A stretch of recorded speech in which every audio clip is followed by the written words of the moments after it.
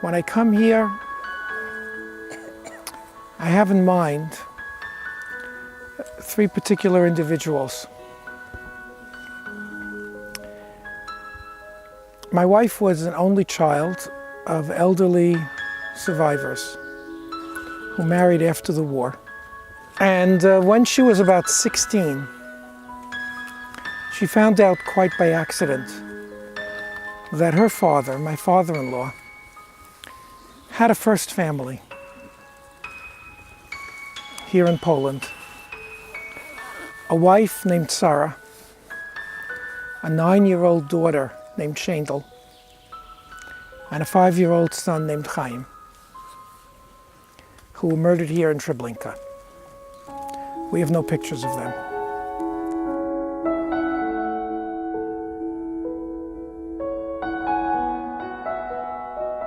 Four stages in the destruction of Polish Jewry. Who remembers them?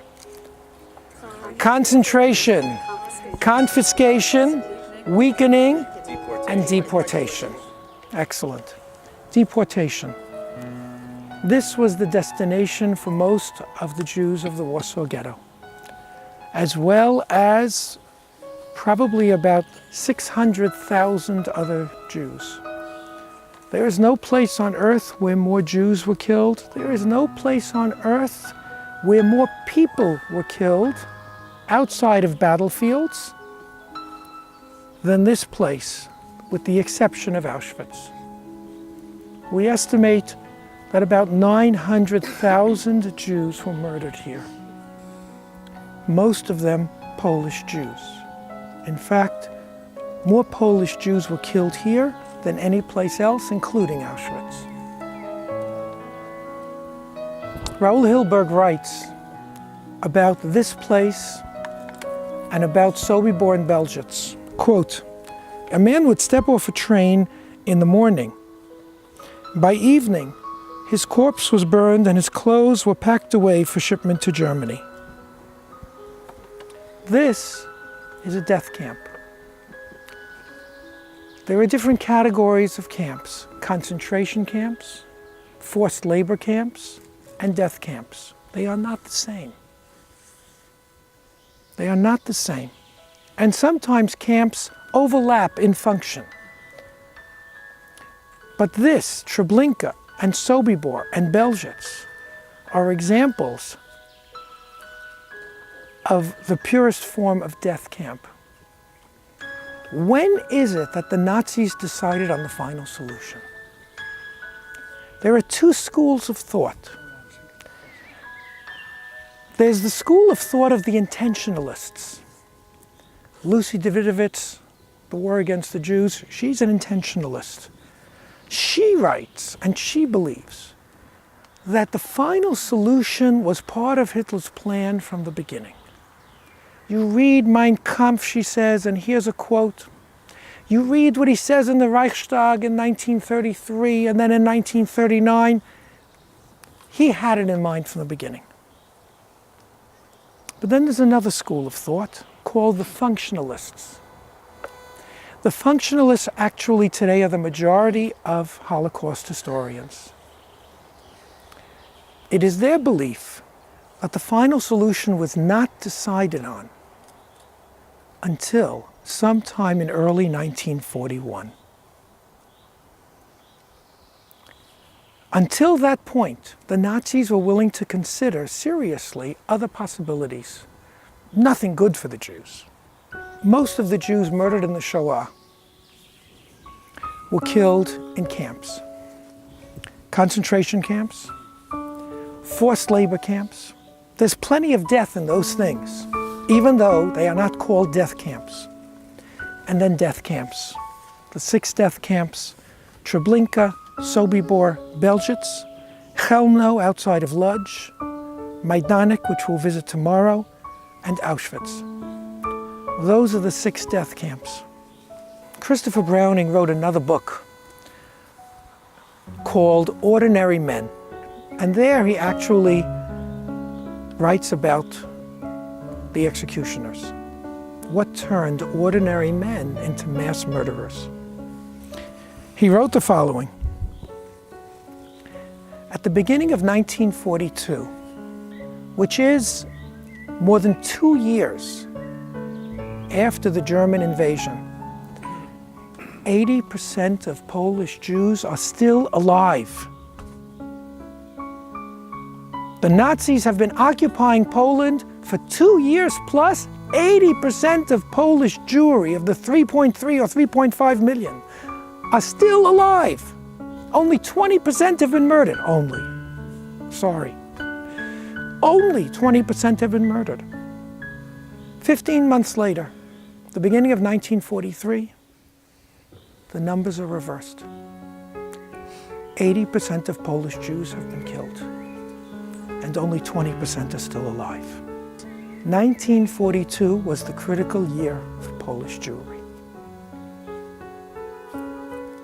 And the story of that critical year is the story of what the Germans called Operation Reinhardt. That's what they called the Blitzkrieg campaign to murder Polish Jewry. And that campaign took place mostly in the 3 camps of Treblinka, Sobibor, and Belzec.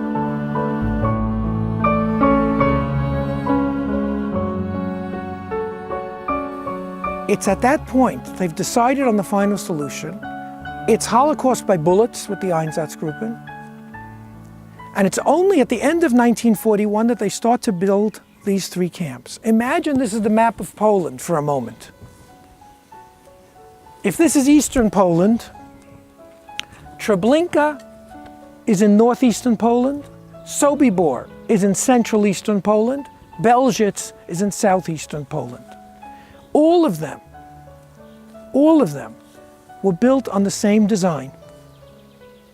And they're all built and run by veterans of an SS group called T4. T4 stands for Tiergarten 4. Tiergarten is the Central Park of Berlin. And it's also a street like Central Park West. Lahavdil. And at Tiergarten number 4, a group of SS men, SS officers, planned and implemented the first mass murder project of the Nazis. Do you know what that was? The Nazis are murdering Germans. They are murdering the disabled, the mentally retarded, the terminally ill. Germans, not Jews. The Aryan nation. They're murdering those people that they want to cleanse the gene pool from. They're murdering those people who will eat up resources in a major war and don't deserve to live in their eyes. And we estimate that they have murdered, we don't know exactly, 75,000, 100,000 Germans. The SS officers who did that, who were in charge of that project, called themselves T4. They're the ones who will command the operations of Treblinka, Sobibor, and Belzec, Operation Reinhardt.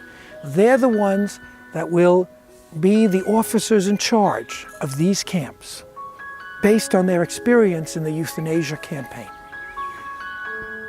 So in 15 months, they reversed the statistics of 80-20. 1942 was the critical year. This is where it starts. Because this location was ideal for a Nazi death camp. We are about 80 miles from Warsaw, which was the major, excuse the expression, feeder for Treblinka, about a third of all its victims. We are also right near a major railway line from Warsaw to Białystok. The tracks were already built. All they had to do was add a short railway spur. And we're in the middle of nowhere. Easy to keep a secret here. Hardly anybody sees it, and yet very accessible. It's German efficiency at its best. And the secret has to be kept, first of all, from the Germans, second of all, from the world, but most importantly, the secret has to be kept from the Jews. Because as long as the Jews think that they're not going to die, they will comply with the orders. And that's why the Nazis used deception time and again and again. The deportations, the Jews are told you're being resettled in the East.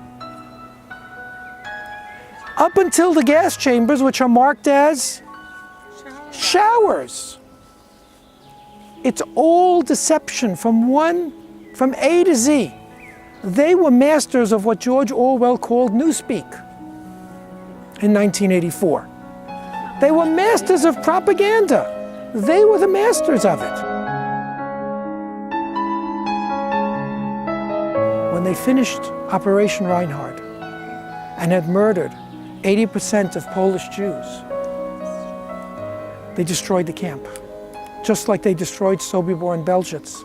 In 1943, they razed the camp to the ground, they planted trees, and if you wouldn't see evidence of memorialization, you wouldn't know this was a death camp. Holocaust denial began during the Holocaust by the Germans.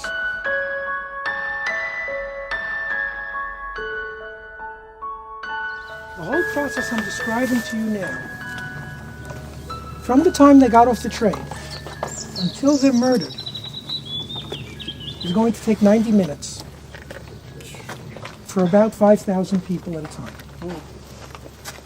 This is German efficiency. They're brought from the reception area, right behind us over here, to two barracks, one for men and one for women. Because after all, they're going to shower. They're told, put your clothing on these numbered hooks and remember the number. Tie your shoelaces together and put them over the hook.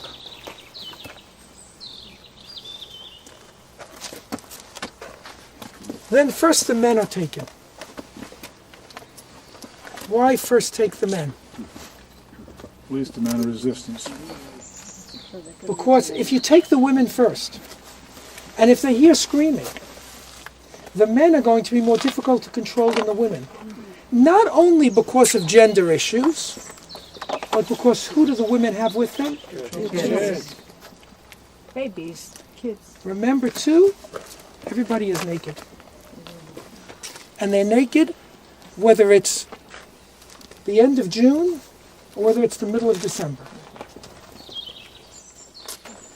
And then they're taken, again, first the men and then later the women, into der Schloch, which is German for the tube. Let's imagine it's like, 3 or 4 yards wide. On both sides, it's surrounded by barbed wire and bushes or branches, so that you cannot see to the side of you. So you're walking in a tube, right? The only thing is above you, the sky, but otherwise you're totally enclosed. And here is where the SS men and the Ukrainian guards begin to shout and beat, and with the use of dogs and whips, force the Jews into what are marked as showers. What happened was they came into the gas chamber. They were killed. On the other side of the gas chamber, there were doors that were opened up by Jewish slave laborers. There was anywhere between 500 and 1,000 Jewish slave laborers in Sobibor, in Belzec, in Treblinka. They were responsible for running the camp, meaning they were responsible for the maintenance of the camp. They were responsible for catering to the SS's needs. And they were responsible also to dispose of the bodies, to burn the bodies. And so once they aired out the gas chamber, they would take them out from the far side, and they would burn them in open pits, not in crematoria, but in open pits. And that process could take hours and hours and hours. And it's one of the reasons why they couldn't have trains coming so often, because the burning of the bodies took many hours. The reason we know so much about this camp and Sobibor is that they were both places where there was a major mass escape of prisoners. A revolt and a mass escape. Such a thing did not happen in Belgium. And that's why we know so little about Belgium. But Treblinka and Sobibor, we know the exact layout of the camp. We know exactly how they did things. Here, the revolt took place in August 1943, a few months after the Warsaw Ghetto Uprising. And so they planned the revolt to begin at 4:30 in the afternoon in August 1943. They would cut the phone wires, because there was a prisoner who was an electrician. He would cut the phone wires. They would make their mass escape, and they would have time to flee to the forest before it got dark. The Germans, on the other hand, would not be able to call reinforcements because the phone lines were broken, and would not be able to find them or search for them in any way until the next day. Right? A good plan, no? Except that when the locksmith went to the munitions cabinet at 3:30, he was caught. And so at 4:30, the revolt was supposed to start with a grenade explosion. That was the signal for everybody to attack the SS guards and to have the mass escape. Instead, at 3:30, there's gunfire. And the revolt begins, and the phone wires had not yet been cut. About 500 Jewish prisoners make it over the fences and escape. Of those 500, about 100 managed to survive the entire war. From 43 until the liberation of this part of Poland in late 1944. There are two stories I'm going to tell you right now, which sound contradictory, but they're both true. Many of the escapees were murdered by local Polish peasants, or were informed upon by local Polish peasants, and then killed by the Nazis. But of the 100 who survived, they were all hidden by local Polish peasants, or given aid by local Polish peasants. Both of those things are true.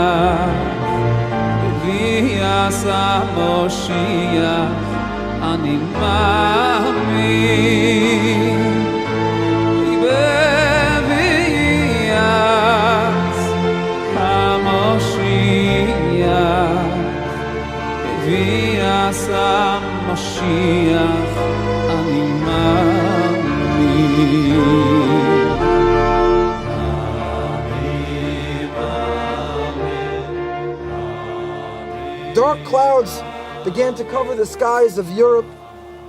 The Nazis were rising. Despite the terrible decrees and the yellow patches and the ghettos, no one could believe or fathom what was to come. Only a few read it correctly, and one of them was the Mother Rabbi, whose Hasidim made a great effort to save him.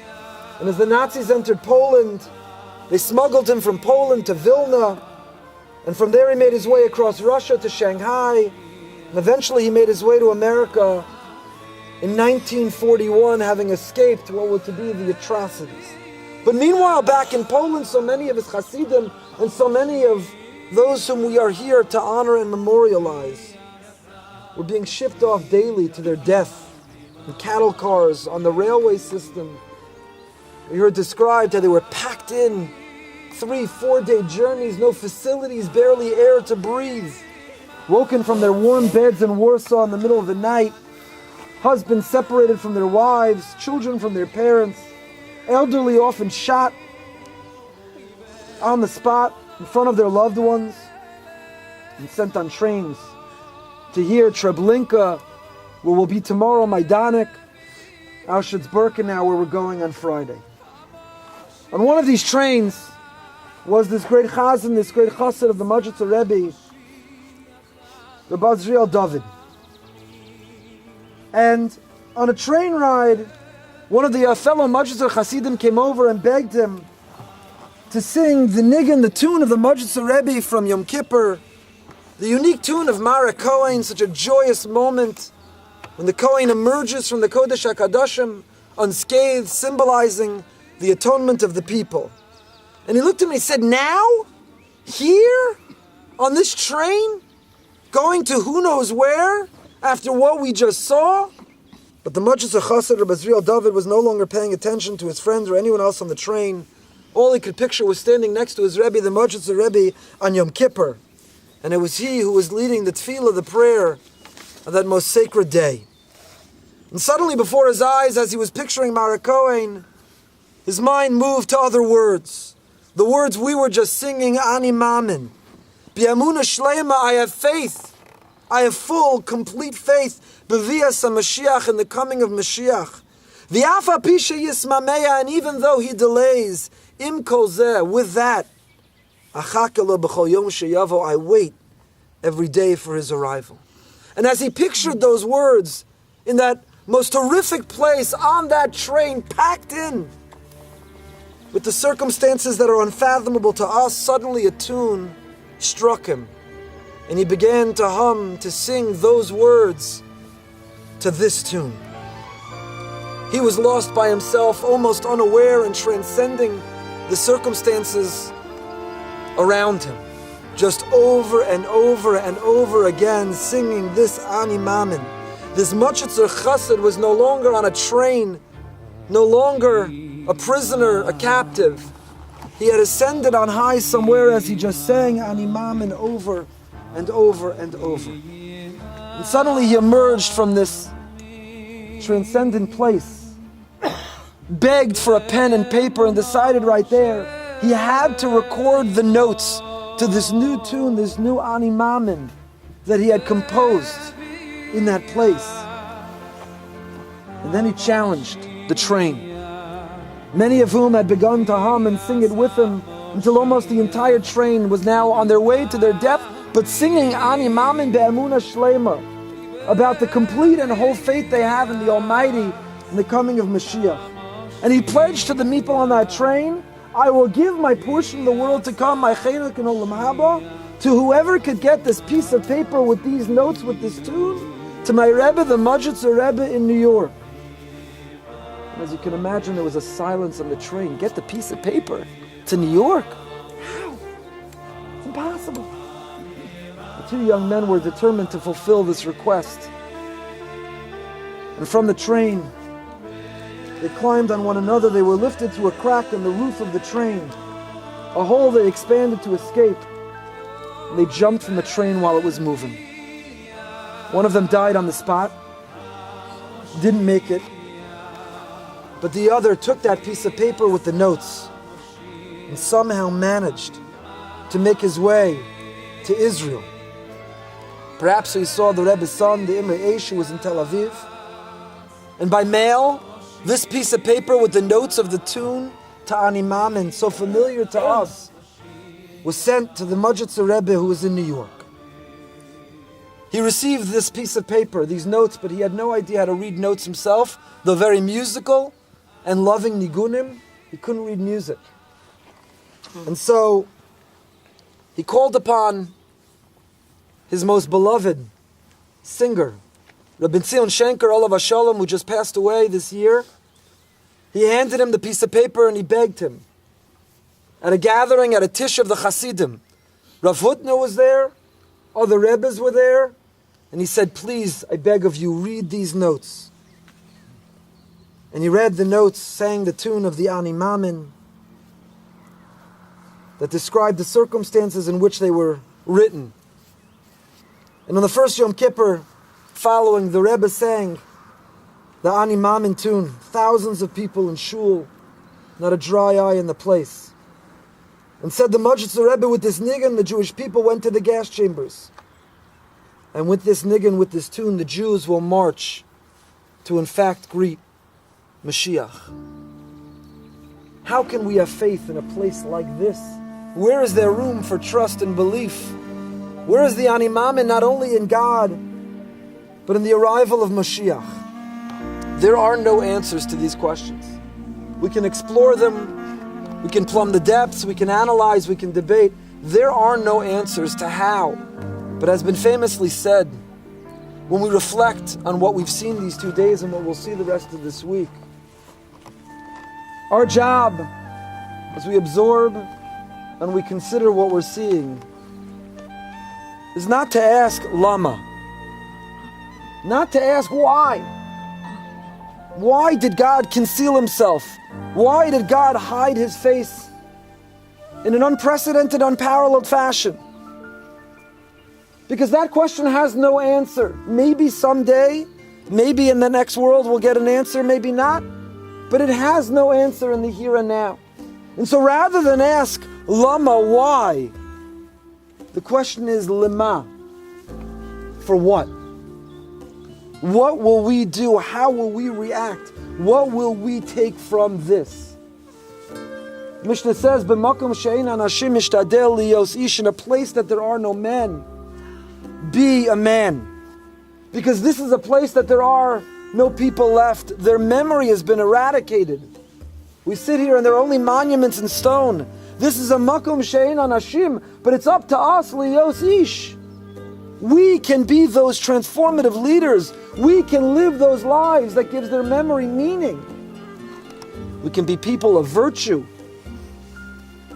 of a Jewish enthusiasm and energy, of a life of passion. As we spoke about earlier in Tekochin, it's easy to light memorial candles. It's easy to honor the dead with a yurtzeit candle, a yizker candle. But to light our own candle? To honor those who die al Kiddush Hashem? We can all do. But to incite, to light a spark of our own candle, to live al Kiddush Hashem? That's the challenge. That's on all of us. So as we sit here in this place and we sing those words, whose tune was composed on a train here to Treblinka, who someone gave their life trying to carry those notes to the Majlis Rebbe, understanding the impact that tune can have for generations to come. And as we sing those words in honor, that great Chazan who composed them, and the messenger who carried them, and the Rebbe who promoted them, and we honor the nearly 1 million who were murdered in this spot, let's indeed prove worthy so that we can celebrate his arrival, finally, after all this time. Ani mamin, ani mamin, ani mamin, be'emunah shelema.